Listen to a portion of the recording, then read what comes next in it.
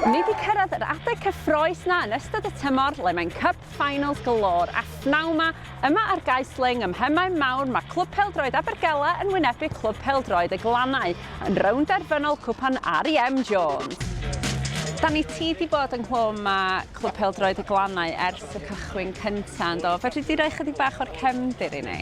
Do, mae'r clwb wedi cychwyn ers 1994 gan dau brifathro, sef Moi Parry ac Cwpan Jones, mwyn creu cyfleoedd i'r hogiau chwarae pêl-droed trwy'r gyfrwng Gymraeg yn Llanelwy, a hefyd i codi ymwybyddiaeth o'r iaith Gymraeg ar hyd arfordir Gogledd Ddwyrain Cymru. Oh Chris, buongiorno. I'm afraid that's as far as my Italian stretches.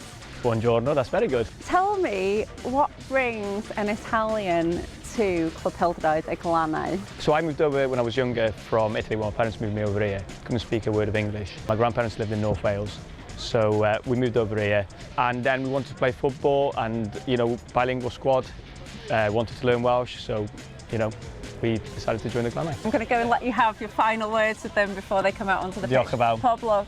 Thank you very much. Diolch yn fawr. Grazie. Oh, buona fortuna. Buona fortuna. Grazie mille. Plenty of talking.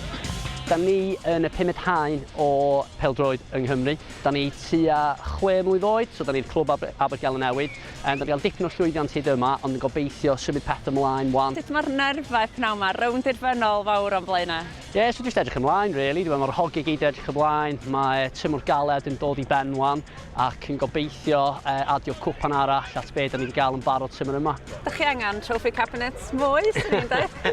Ie, wyrach, wyrach. Hello.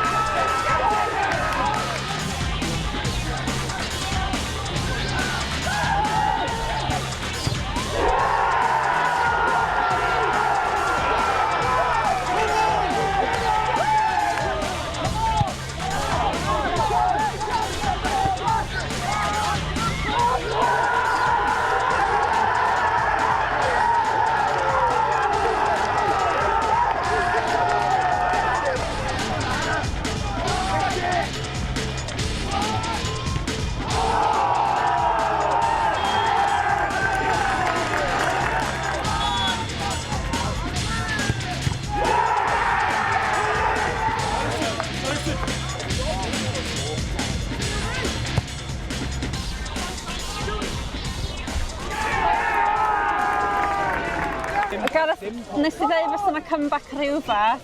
Mae yna rhywbeth yn mynd ymlaen yma? Mae yna goliad, oes. Oes? Wel, bod ni sgorio 2 gol andros o dda, a dyn cynffon ni fyny, ond anffodus, dyn ni newydd ildio gol, ond gobeithio fydd na dal miracle yn Penmaenmawr. Dwi wedi colli count erbyn hyn? 5-2.